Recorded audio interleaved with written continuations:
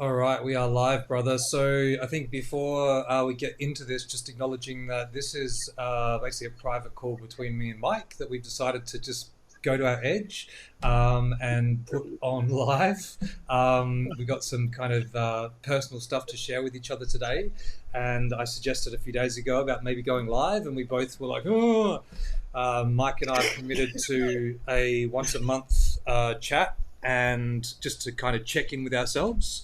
So without going into it too much, here we are showing up for us, and we can't see your comments. We're broadcasting from a separate app, so we can't see you. So feel free to leave it, and we'll check it out later. But Mike, how are you, brother? Yeah, I'm good, brother. I'm good. We're definitely on the edge right now, and actually, if I was to look down, the edge has disappeared, and I'm over it. Yeah, man, and I um, can't help but feel that you are partly responsible for, if not solely responsible for me even suggesting this thing of putting this on live in the first place. it's funny how the universe works. You did a live, or I think it was a live, or at least a post a week ago, and you rang me and you said, "Hey, man, what do you think? Raw or polished? What do I do?" I'm like, "Fuck it, raw." Yeah, You roared like always, with the yeah, most authentic self. I think that's where it was starting. yeah. I truly think that's where it was starting. So, do you want me to share what came up for me? And I'll share. So, we had this thing. We're like, "Hey, Jay, how about we do this accountability call? You and I, like dear brothers, love and honor you and respect your heats, right? And our time is so beautiful together. Like, we have a scheduled call, and 3 hours later, we're like, shit, bro, we didn't do any work. Yeah. What we're meant to do because we just flow so beautifully. And I wanted to keep working in this. Like, we have so many business ideas and similarities. I'm like, let's do this. Like, bro, do you want me to be accountable for you? And you're like, yeah, let's do it. Anyway, so that was fine. That's in my space. That's in my realm. I'm super comfortable there, um, and didn't think twice about that. Not at all. And then like, think it was this week. You drop in and you're like, what if we go live? And I'm like, I always say yes, Yeah. but I pull back. I'm pulling back, and I'm like, yeah, we can talk about that. Yeah. And I just could feel the contraction straight away, not the expansion, the privacy and the sacredness of that container. But each one's different. Each one has its own nuance, and it's really interesting that a very different demographic of men, quite diverse. And I always love, no matter how diverse it is, and obviously there's a lot of structuring behind the scenes what I do, where I align people with and whatnot, how these polarized worlds actually end up supporting each other and dovetailing so beautifully. But if It's you met these guys ridiculous, on the man. street, It's mm, ridiculous. beautiful, isn't it? Like, and you wouldn't, like, if you guys met in the street, there's no way you would even think they'd even sit at the same table. Yeah. Yet they then complement each other and support each other in the most beautiful ways. So yeah, I've been loving this container, not more than others, just the aspect of this one that I'm loving is my ability to coach. There's so many opportunities for me to step in and coach live as it's happening, as this, whatever it is, XYZ is unfolding for them, Yeah. and to really step in and pivot and change worlds has been, yeah, that's great, which is mildly similar to this call. Definitely, man. I just really honoring what you said about the divine alignment of the different people in the container. I was blessed just to finish that container with you, what, 2, 3 weeks ago, and the differences in the characters in the container and how it was just so divinely aligned that we were all there for each other, and the way we kind of paired up into groups, and the it's hard to explain, man. It's really hard to put into words, and just the depth of the container and the presence that you hold, man, the powerful pillar that you hold in that container just taught me so much about leaning in, being direct, not fucking around, just getting straight to the point, straight to the core, straight to the, even in my communication, to you, in fact, especially in my communication to you, Yeah. knowing that we have that thing is just so fucking epic, man. So thank Yeah. you. Yeah, like, it was beautiful, man. It's watching your journey in that last, container was epic, And I as I've shared with you how I hold you in such high regard. I hold you as a mentor, as a guide, as an equal, as a dear like brother that I just fucking respect at the highest level. Right back I'll at you, reference brother. Right back at you. you in the back. Yeah. I'll often reference you as my benchmark. I was like, Yeah. oh, but Jay wouldn't do that, or Jay would do that, or Same. what would Jay say? You know, and to see you then humble yourself to come into the container was such an edge for the both of us. Like me to go, how am I going to hold this guy? Mm. And then you to come into the container and just be the biggest student of all was incredible, man. Yeah, so thank you for that. Man, yeah, likewise, and just yeah, likewise, right back at you, man, and being that incredible teacher, just taught me so much, and like, some of the, a lot of the concepts that were in that container, whether consciously or unconsciously of how I perceived it, I'd covered before. I've done a lot of work. I like to feel I've done a lot of work, committed to a lot of spiritual growth, and really, invested a lot in those courses, and always looked for the heavyweight teachers that I could find. And some of the stuff that was covered for a lot of the guys in the group, it was new. They hadn't experienced any of those concepts, courses, modalities before. Whereas, let's say maybe I had, but still, what I got out of it was not at all what I necessarily thought. I didn't come in with an expectation that I was going to get something in particular. But if I feel to share that, what I think the biggest thing is accountability for myself, as I've been sharing a bit on social media lately, and like my workout regime now, bro, like just like the commitment to that, and the commitment to, my prioritizing even my relationship amongst that. And it's so funny, the thing that I keep feeling is, it seems so often for so many that the one thing that we don't prioritize out of work, kids, all that stuff, is actually our health and well-being, for our fitness and our food and our partners. It's so easy. I don't know why that is, but especially health for me, and I hear it from people all the time, like, oh, I really want to lose that weight, or I really want to stop drinking so much coffee or alcohol or sugary drinks or whatever. So isn't that funny that we can be, even us with these like kind of more heavyweight mentors and inspiring people, they're so on point with delivering and committing to their content, what they're creating, whereas the health gets put on the back burner. I think it comes down to embodiment, Yeah. embodying all the pillars.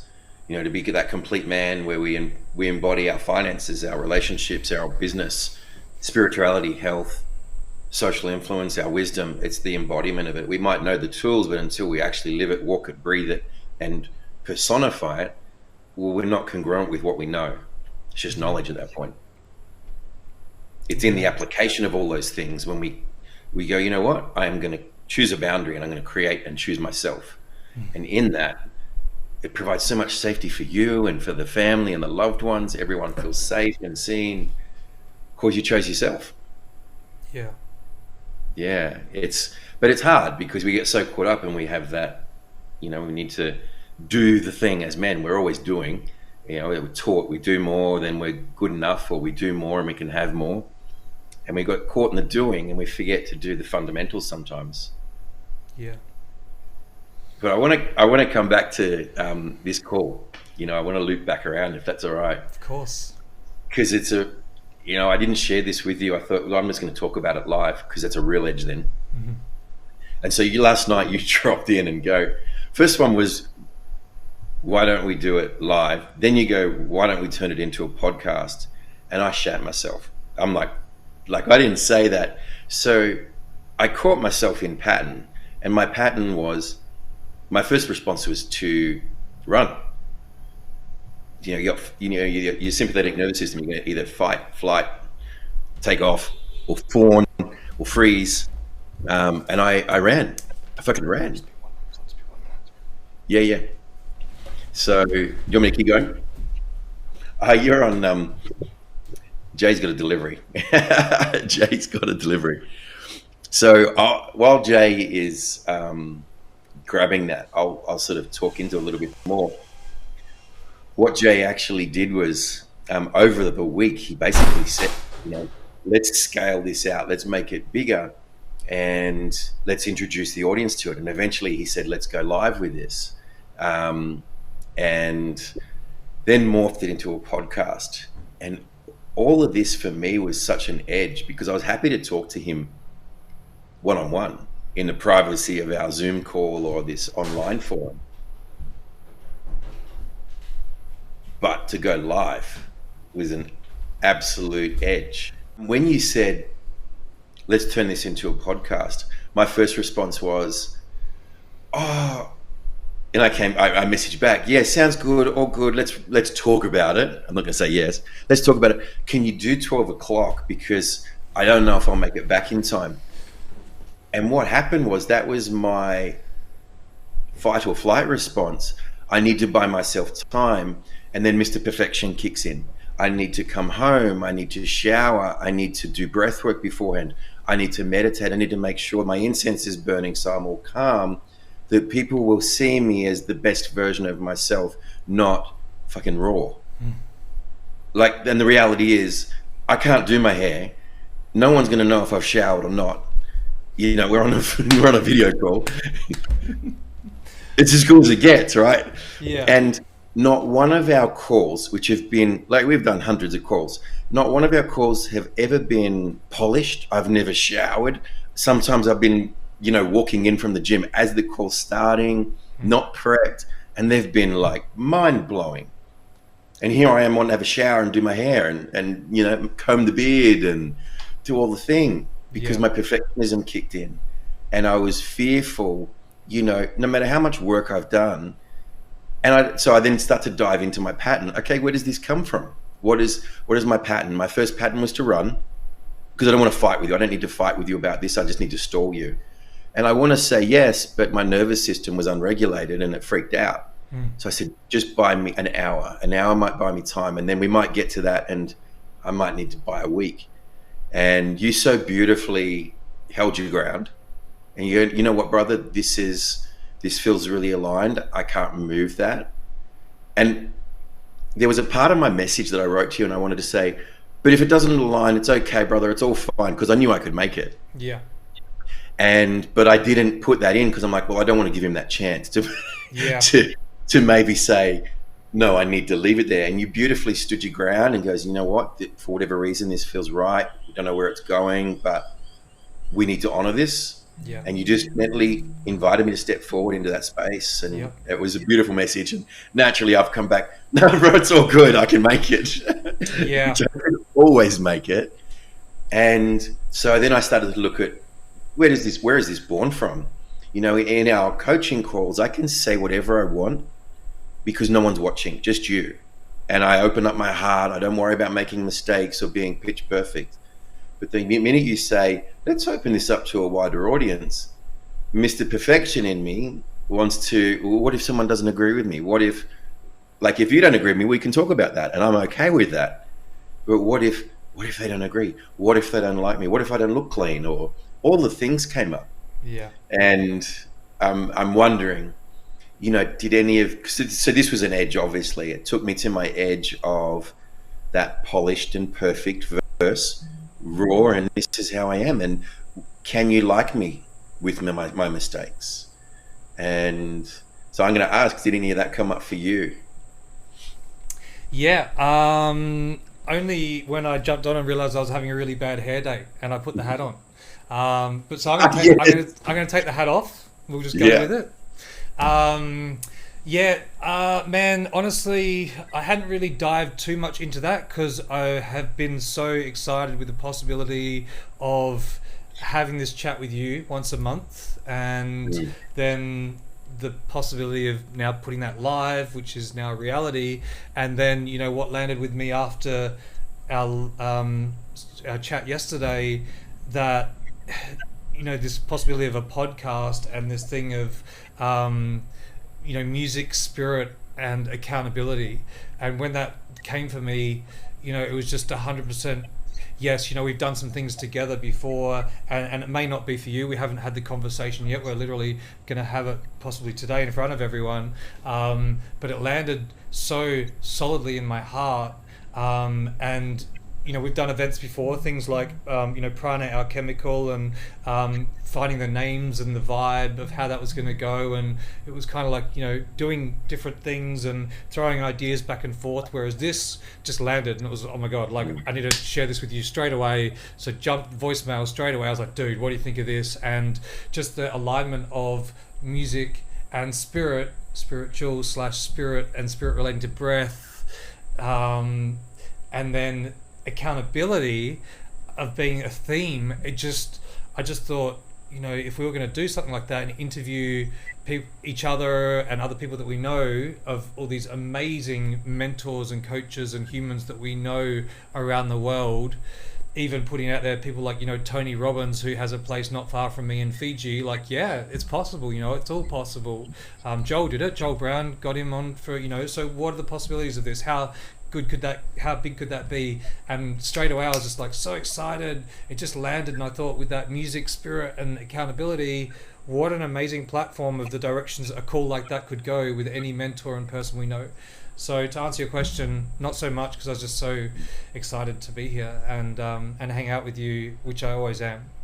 Yeah, and me too. Like these calls for me, or for us, I'm going to say for us, are a highlight for me. There's such there's never really a script there. It just blows up every time, and we take it down the rabbit hole. But the minute I thought, put it out in front of someone else, my inner critic, my judgment came up. Yeah. What's really interesting is, I had a little bit of a hiatus from work. I had 3 years off, where I, had a sabbatical of spirituality and finding self and rebirthing myself into this version. And in that window, there was no judgment, because I wasn't working. I wasn't expected to be anyone, or I wasn't expected to, I didn't have a title. It's like, what do you do? I just live. I'm just myself. I just do myself, and I'm pretty good at that now. And then all of a sudden, I've now got this role or this title, and the expectation, and it's all inner critic, the all inner judge. I need to be the performing monkey again. And I realized that my old vices from my old life, they never leave you. They just go dormant for a while. And if, a new stimulus comes in, guess what? They're going to rise to the surface. Yeah. And so this time I had the pleasure of sitting with them and going, okay, who's at play here? Who wants to come out and have a chat today? What little voice is talking to me? And now we're on our call. I have all the excitement and the euphoria of like, yeah, we could do this podcast, because I sat with that version of myself that was insecure. Yeah. And I'm like, yeah, you want to be perfect. You're worried that people might not like you. Guess what? They probably don't now. Yeah. It's okay. Yeah.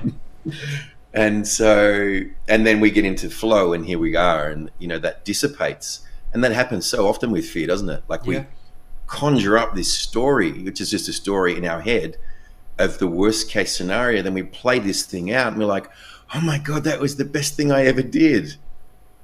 Doesn't come to fruition or reality, because the ego was trying to protect me from getting hurt. Yeah. But that doesn't serve me. That keeps me stuck and suppressed and hidden. We can't sell a secret. We've got to get out there and put ourselves out there. And what a beautiful way to say it, brother. You can't sell a secret. I love that. Can't sell a secret. We've got to tell people about it, and we've got to show up and understand that we're gonna call in our tribe. We're gonna magnetize our tribe, and those that aren't aligned will just peter out, and that's totally fine. Yeah. So, man, I love those little one-liners that you say. So many things. Like my desk is covered with notes. I've got them stuck all over my amps and screens and wall. And I reckon a quarter of them have come out of your mouth, man, in our time together. So that's so cool. And it's interesting, when you sent me that message yesterday that you mentioned before about, oh, maybe we should change the time, blah, blah, blah. And when I saw it, I was like, I Yeah. know what I have to do. I have to do what Mike would do if it was, if the situation was like that, and that's what I did, and here we are. So yeah, Yeah. honoring us both, brother. And what I was thinking, if we do decide to go ahead with this podcast, that we could start each podcast with some sort of thing like either music or spirit based. So you said before you Mm. would have liked to have done some breath work. You would have liked to have, dropped in, done whatever. So possibly we could incorporate that as the beginning of, each time we do something, we do like a sound healing or a breath work just to drop in, because that feels good, creating the sacred space and calling in whatever is needed in that moment, and bringing Yeah. some of that incredible, breath work facilitation that you do, or sound healing facilitation that you and I both do, is could be really potent to drop everyone into the yeah. How cool was it in the coaching, the last call of the coaching call where you pulled out the guitar? Yeah, yeah, man. Uh, That was so epic, and it's so funny because, again, unless I've got a reason to do it, I I play, like, I've done a few lives playing that lap steel guitar the last few days, and it's had like hardly any views, and it just felt okay in the moment. But because it was like, it was still live, but it was just like, it didn't feel as potent. Whereas for some reason, when it was with that group of that container, or anytime I'm in a live container where I'm actually with the people, even performing, especially performing live, there's a magic there that's not there when I'm just sitting there doing it by myself. do For me, at you want to least. share? Yeah. This is your story, so we're okay to share this because it's Yeah. your story. Yeah. It's Are you okay to share the context? And I think you know what I mean with the polarization. Mm. How there was a polarization, and then how the alchemization of music brought it, and they're like, "What the fuck?" Yeah. Yeah. Yeah, you want to share that? Yeah. Yeah. Just thinking about how to word that. So, as in, Purely from your side, like understanding that you were the polarization and how it was alchemized by music. yeah, yeah. Does Okay, that make sense? cool. I think I see where you're going with this. So, I'm feeling like, yeah, in that moment, we just on the last chapter of the 6 week container with your amazing uncut man. Guys, if anyone's out there thinking about working with Michael, just do that. It'll change your life. Any men, just go and do it straight up.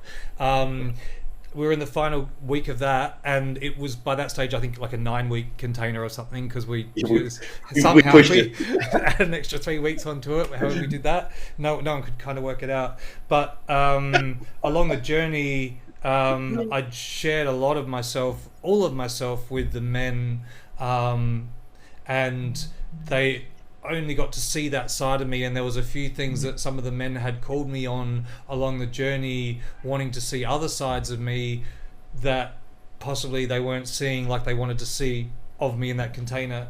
And I felt that I was showing up, as authentically as I could, and as I am. And then that last bit with the music, I feel like they got to see the part of me that they were hoping to see, in this 3D vision of me world, but they got to see me in my instrument, as I went through the different colors, going from that beautiful, majestic magician to that nasty as, like, badass angry mofo, which is what I shared, when that came up originally in the container. I was like, this is me on stage. Like, if you want to see that part of me, that's in on the stage, and also in life too, but literally specifically relating to anger, and the way I was showing up with my anger, and how I can honestly count the 3 times that I've been angry really in the last 6 or 7 years, through and moving that energy, in the ways that I do. But just coming back to it without getting into too much of the story, I think that's sort of what you're saying. So that I got to really share myself through that instrument. None of it was planned. None of it was. It just was, and it was just fucking potent, man. Like, so potent, and just it really amazing to me how that accountability of having a value is so needed, at least for me. To show up, like, unless I've got a fucking reason to do it, I'm never going to do it. And that was my reason to shine in that moment, was just playing, and then as I got into it, it just felt right, and I didn't even realize it till afterwards. But yeah, is that kind of around what you were sort of feeling? 100%. Yeah. And what the key thing for me was you. So if I could be so bold to say that you had polarized the group, Yeah. and what I mean by that was they saw only one side. They didn't see this dark masculine that they didn't think you possessed it, Mm. and they were like, it doesn't seem right that we can't see this side of you. Maybe you don't. Maybe this is fake. And then you alchemized it with music. Mm. Music is the ultimate collaborator of bringing people together. It's the full greatest expression, and it comes through you. And watching, obviously, I was seeing all of the faces, and the faces light up with this new realization and this new perspective that Jay is the full spectrum. He is fucking full light and full dark. Mm. It just comes out in different ways. We Yeah, all, yeah, thank you, brother. And bringing that edge of that dark masculine, for me, it's always been an edge, as I've shared with you, in the container and out of the container, that it's been an edge for me, that dark masculine, since I was a kid, because I developed somewhat of a hatred for parts of that dark masculine, seeing it betrayed to me in such portrayed to me in such a unhealthy energy at times. Things like in some of the energies you see at times in things like football clubs, or abuse from men to women, or whatever it might be. And it was a part of me that I remember as a kid being like, I don't want to be a man. I don't want to be that. I don't want to ever fucking be that. That's yucky to me. It's disgusting. And then learning that healthy darkness as I've evolved, and leaning into that, and having men hold me accountable. And it was really interesting when that was brought to my attention in, again, the Uncut Man course, week 3 or week 4, when the guys called me on that in that time. And straight away I felt myself lean into it. I felt like and then I was like, and then I was like, right, motherfuckers, like, let's go. And I was like, and it changed everything in my world for that week. And it's kind of figured out a bit now, and I've got to bring that back in. So again, thank you for calling me on that. Yeah, beautiful, brother. And you had a direct result with that. You hung up. We finished that call. You made another call, and had a profound impact on both yourself and that individual. Yeah. By being that dark, direct masculine. Yeah. 100%. And friends for life, man. Like, that's the other beautiful thing about when you go. I always said it when I was studying Tantra and Kundalini, but specifically Tantra, working with, Chantel Raven and Simon Martin back in the day.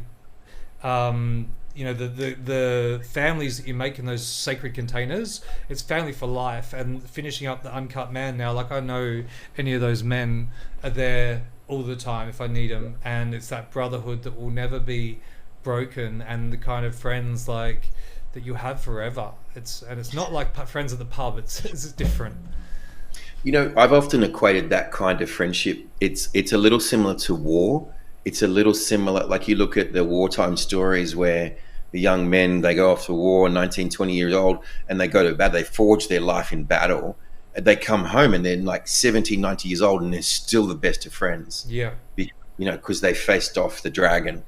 And I've been blessed.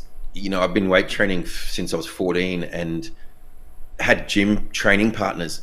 I used to train to death. Like, I would, there'd be 260 kilos on the bar, and that's a death match. Someone's going to die, and invariably it's going to be the bar's going to win. And there's your brother there holding you and supporting you in that death match. Those relationships, Nick, a dear brother of mine, I think he's in China at the moment. We haven't spoken because China's a little bit of a black hole. Once they get there, they can't really get out. You can't get communications to him and the whole thing. But if he landed back in Australia, it'd be one phone call, and we would be like, we didn't have a day off. And that's when you go to battle. And in this case, in our container, we went to battle on our shadows and our darker self, and finding ourselves. Those friendships, you are held in the darkest moments. It's truly beautiful. Yeah. So epic, brother. So are you also saying that a lot of your best mates sort of have come through the gym as well, or from your gym training that you've had a lot of friends that have remained for life? I'm just relating that because for me with Mm. music, it is that way that all of my friends from, I'm so tight with so many of my friends from 12, 13, 14, 15 years old still, and it's because of music. That's the common thread that keeps us together. So have you found that with your gym as well, or? When I say specific gym training partners where we've done a period of 6 months or more, like I've Mm, maybe done 1 or 2 years together in the gym, 5, 7 days a week. Yeah, I could pick up the phone anytime, and it'd be yeah, like we haven't had a day off. yeah. Yeah, and as this, you because they've got your back. Mm. Same with you with music. You know that they're supporting you, and without them, the whole show falls apart. Yeah, Yeah, so I think it's that they had my back when I was against the wall. I think that's the mentality behind it. You literally. can Yeah. you can trust them. So cool, brother. Man, I just, Mm. yeah, love our conversations and love getting lost in these things. So what do you think, man? What do you think about this what I threw out about this idea of doing a podcast? How does that land for you? Yeah, I think it was always a yes. I just had to get over that initial inertia of perfectionism. Hmm. And then as soon as we got, so once I'd resolved that, which I did on the way home in the car, and the minute I hit open our meeting, I'm like, yeah, this is good. I'm good to go. Yeah. So, yeah. But that was a beautiful reflection for me as well, because we're always working, it's not, I, I will never claim, while ever I'm still breathing, I've got a mountain of work to do, Yeah. on myself. And that was just a beautiful reflection for what's alive in me right now. It's like, Yeah. yeah, wow, some of that judgment's still there of self. Yeah. Um, Beautiful, brother. And it's never going to go away, right? New levels, new devils. Man, it's so interesting, hey. It's just like that magic that I feel we're really lucky with the position that we've chosen to put ourselves in, the people that reach out to us and the people that we get to work um, with whether it be us being mentored or mentoring others or just friendships, the the way we are constantly reassured that the magic and the potency of the offerings that we are sharing are too much to not do. It's too much, it's too good to so many, too powerful to whether it's one person or 1,000, it doesn't matter. But we're constantly reassured by people saying things like, man, you need to just keep doing what you're doing and you need to keep showing up, and what you just done just changed my life in this way and this way. The messages of gratitude we get and just constantly coming from the heart. So I feel like, again, the possibility of doing this podcast is just another way to lean into that. And honestly, the selfish shadow of that is that I just want to hang out with you for a week and an hour, once a month or whatever it might be. And I feel like that we both honored that when we completed that container. We decided to do this for us because we wanted to hang out for and have our chats, once a month or whatever, because we need that for us and for our self development and self accountability, just for us because we want to. For me, it's like, going to the gym or the thing, some things I put on the back burner. One of those things might be hanging out with a dear brother like yourself, and the fact that we honored that and chose to put that in our schedule and commit to that. And I felt that even like 5 days ago, I was like, I wonder if I should reach out to Mike and just be like, so, the call on Thursday, just double checking, 11 o'clock's call. I was like, nah, it's cool. It's going to be cool. Like, we've got that in there. And I felt that other part of me wanted to call you and say, hey, man, just letting you know I'm deeply honoring this commitment. Like, I've said no to all the things in that time because that hour, that's for us. And it just feels fucking awesome. So, anyway, that's just a sharing on that. I love how it was birthed. I think it was so organically birthed. We were just because for everyone watching or listening, we would we'd have scheduled calls for either guitar or whatever we were doing, and we'd get caught up in these conversations. And I think we were scheduled for guitar. I think it was it, and Yeah. I just felt really called to say, mate, can we separate this out and dive into this fully? Then we can compartmentalize this guitar and keep it almost compartmentalized and professional for that. And let's just flow in this space. And it just opened me up so much. Yeah. I love these chats with you because they are, there's so much, like some of the stuff that we've had. We should have recorded some of the ones from the past. The Yeah. things I've learned where I've bounced ideas about relationships from you, or some of your tantric teachings, or understanding masculinity, and or myself, or just simply sound. Man, we could have written a book on that stuff. Yeah. It's been 100%. incredible. And But we're doing it now. yeah, and those divine reflections right back at me during those exact conversations that I remember being so, they felt, at least from my perception, so pivotal. Pivotal for you, and I could just see those cogs like locking together right in front of me, and the reflections that you were giving back at me in that time were equally as pivotal, in different and profound ways. So to bring that magic, and that idea that I thought of, just as like a bit of a mission statement, if we do move forward, I think we can just say, as we move Well, forward, let's just park that. Let's just reframe that. Let's just move as we move forward. Let's Yeah. just positively reframe that reframe that, and none of this would be obviously set in stone, so these things evolve and change. I had this, I'm deeply, my main coaches for this year are actually Russell Brunson and Kerwin Ray. They're my two main coaches this year. I've invested a lot of money in studying with these guys and just going all in. And Russell said a few days ago, he's like, man, like, just so you know, when you're doing podcasts, like, don't even talk to me about what I think about it until you've done 100. After you've done 100 podcasts, I'll look at it and be like, yeah, we'll start talking about critique. When you start getting okayed and you start getting some people actually listening to it, he said, for the first 100, don't expect shit. Don't expect a single listener. Don't expect to have any success. Just hone your craft and do it. And I was like, man, that's pretty cool. He's like, after you've done 100, we'll talk about it. I'll have a listen and see where you're at. But you got to train, man. Like, don't worry about listeners. Don't worry about how it looks, what you're doing. Get your framework. Get what you're talking about. Get your structure. And I was like, that really lands. And again, it was a permission piece to be like, you know what? I think I'm ready to go. Like, and then. Yeah. And that was just the day before, I think, this conversation. So that's what led to me like, hey, Mike. And then thinking about doing it with you, as opposed to, when I was doing the Empowered Goddess Collective interviews every week, which was amazing, but so structured. I was booked out, 6 months ahead, and it just became a thing. Whereas this feels a bit more, or a lot more organic. And then also having that theme of, music, spirit, and accountability, it just felt really good as a title that covers everything that we do and what we're all about. Again, so much of that has come from the Uncut Man experience, and our mission statement really to inspire, to create, and to thrive. Those things, that's all I wrote down. I've got like 6 words.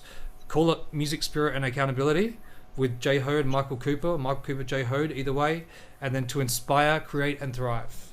That's our mission. And I was like, there's the content, and that's what we do. That's just us being us anyway. That's what we talk about, and it's what, because that aligns with my mission as well. Yeah. So when you look at your academy and which is your music school for autism, and then there's my academy, both of those that are teach, motivate, and inspire people, to live life to their fullest and fully call in their gifts. Yeah. And so this is an extension of that, I would say. And with those 6 words, music, spirit, and accountability, and to the mission to inspire, create, and thrive, like literally we can throw a dart at any one of those 6 things. And there's, plus we don't even need to do that though, because it's just being in the current of what's actually happening in our lives in that week and in that month. And really, so much of these conversations, I just want to share and bounce my ideas about what I'm creating in my life in the upcoming months and in this time with you to get your thoughts. And that's what we do so much of the time with back and forth. So speaking of which, what's alive for you right now? What are you creating? And let's hear it. Yeah. So for me, completely knuckling down on what I'm creating with the music school is the main thing. I've committed to this month of tidying up any loose ends with Tribal Moon Cacao, because last year, as it grew so big, I have called in so many people, it's gone to so many like volunteers in that project, that as I handed all the tasks over to people, it's just gotten a bit wishy-washy. So I pulled that back in. So a month on Tribal Moon, and also writing the book of Ceremonial Grade Cacao, which is huge, and so much of my life's work. I was hoping to finish that this month, but it's looking like it's going to take a bit longer. But the priority of that is to get that done in a month, of which I'm 2 weeks in and right on point with that. so I can start recording all the content for the Australian Music School for Autism and my other music academies. So that's it, and that's a full-time commitment of basically saying no to every other opportunity that I'm being offered all year, and not doing anything else except for that. So that's it. And you, brother? Yeah. I feel like, and I just want to honor you for your commitment to that, because I watched you through December as this really started to take hold, and man, you were so resolute. I am just going to schedule the hell out of this, and I'm going to stick to it. I'm going to do it. I'm going to honor it. And to pull back from gigs is, when that's your lifeline, that's like your life source, life energy. It's in your blood for what, 25 odd years, 25 years? Yeah, definitely, brother. Touring the world, and certainly, living that life. Big commitment to just go, It's not just that, bro. It's like everything, teaching, everything, and scaling it back to the minimal amount to get by, and trusting and then knowing that what I'm creating is, the big goal of that is no longer exchanging, time for money. I keep saying that's written all over my desk. No longer exchanging time for money. So, that the mission of that is the juice. So, and brother, I just got to acknowledge that I do have a call in 4 minutes that I cannot miss. So, brother, shall we? Mate, would you like to speak, or would you like to go into that next week? I'll close out quick. I can quickly summarize that. Where you were in December, I now am. So I'm deep in the back office, creating a new program called The Complete Man, which is an upgrade of The Uncut Man. Sign me up. So, and it's going to be a bigger program. We're going to dive into more, and then creating an even more advanced program on top of that. So currently working with, sales scripts, back office, website, and the whole thing. So yeah, I feel like I'm where you were in December. I'm knuckling down in that space so that I can go out and reach more people. So I'm happy to leave that there, brother, and just honoring that space and to give you time to roll into the next one. Brother, that's so awesome, man. I've reached out to the crew yesterday, and literally everyone's waiting on a green light from me to create the podcast.